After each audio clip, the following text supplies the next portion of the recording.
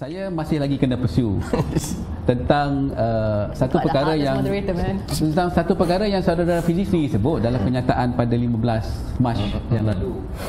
Dalam kenyataan itu saudara Fizi sebut saudara telah menyuarakan pandangan yang tidak bersetuju dengan kegilaan membentuk gabungan dengan sesiapa sahaja tanpa mengira sentimen rakyat. Sebenarnya obsession. Kegilaan demi untuk mendapatkan kuasa. Maksudnya saudara Fiz sangat kritikal tentang perkara ini. You nak duduk sini ke duduk sana? Sudah boleh. Cool down sikit. Dan saudara juga mengatakan bahawa saudara mengambil tanggungjawab tidak boleh berada di dalam kepimpinan yang strategi dan keputusannya saudara tidak bersetuju. Ini dalam kenyataan saudara. Dan jika saudara kekal, maka saudara perlu menyokong keputusan itu. Jika saudara tidak menyokong, saudara tidak boleh kekal menjadi sebahagian daripada pimpinan. Dan ini adalah asas utama prinsip pertanggungjawaban, accountability, kata saudara. Dan soalan saya,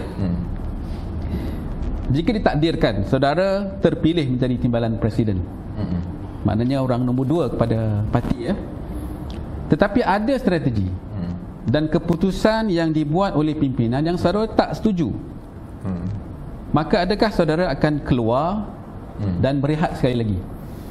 Okey, keadaan dia sangat berbeza sekarang Tuan Syed, ya. Perbezaan pendapat itu ialah selepas menang.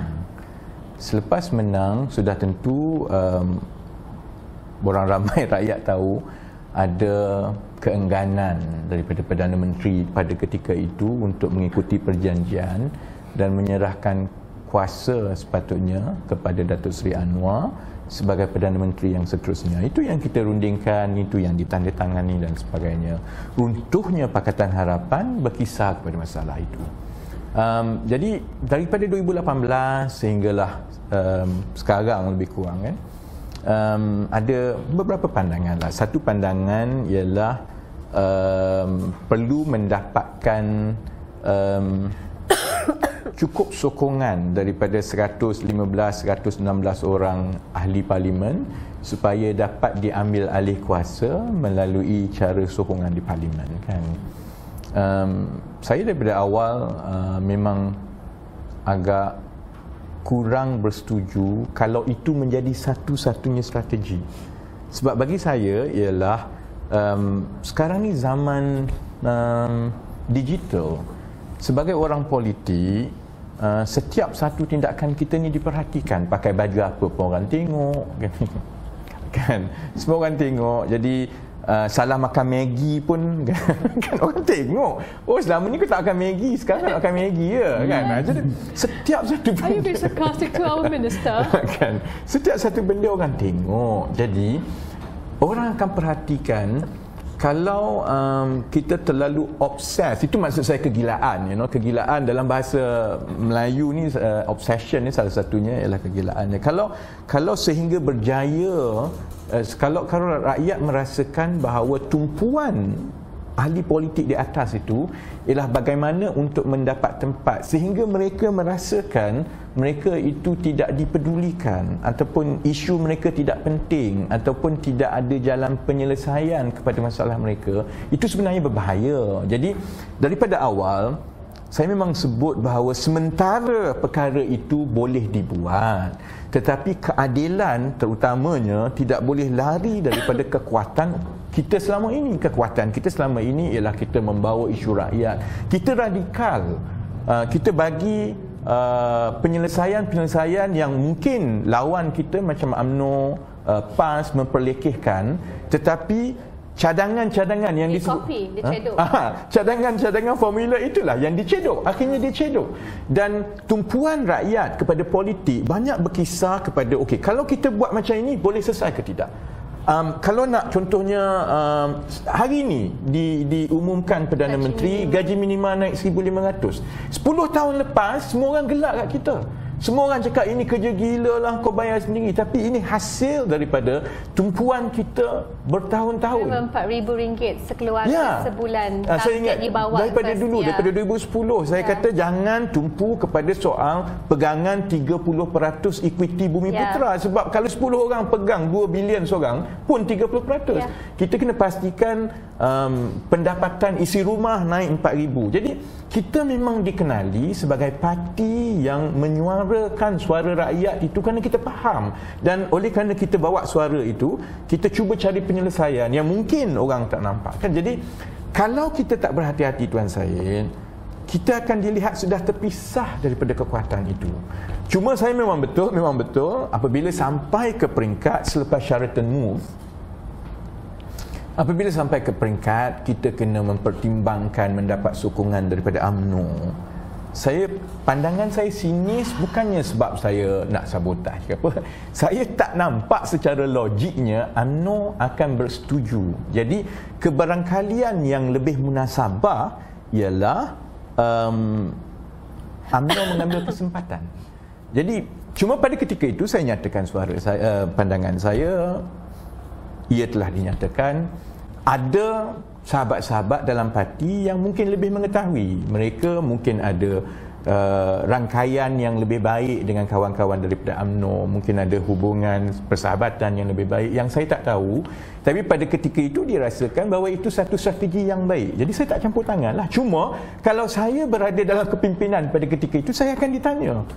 Dan saya tidak percaya Tuan Syed dengan cara yang selalunya banyak orang yang komen lah dekat Malaysia Kini ke, dekat Facebook ke, korang ni dah tak bersetuju, lepas tu bila dah bersetuju ikut je lah.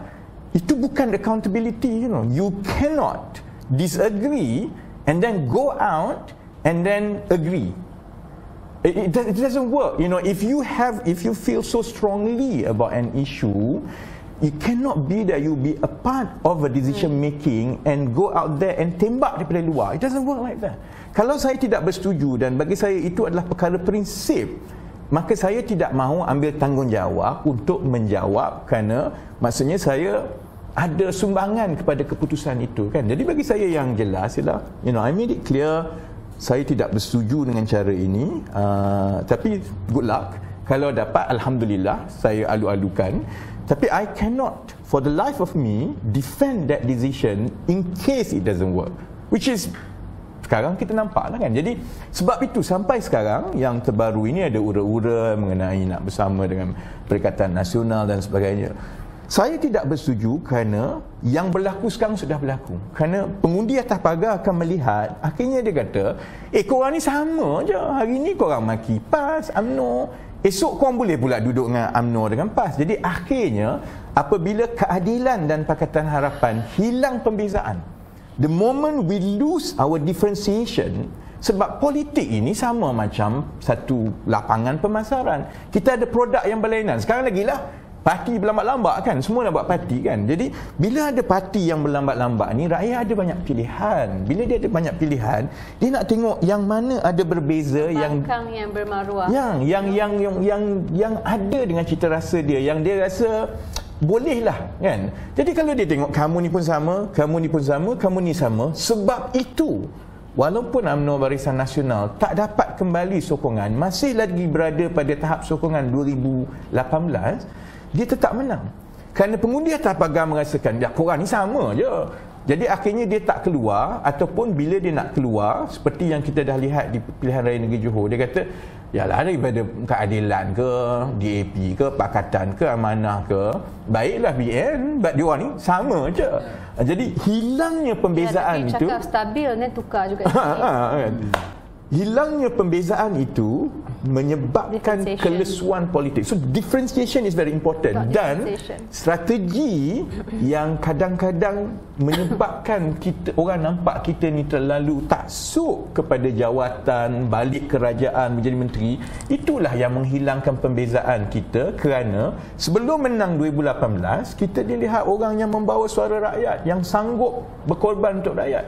Lepas 2018, nampaklah rakyat kata, yalah korang ni 3 tahun korang asyik bercerita macam mana nak kembali ke Putrajaya je kan. So that's my main disagreement. Dan sebab itu saya tulis begitu, dan sebab itu saya tak mahu terlibat, kerana saya terpaksa menjawab ke perkara begini.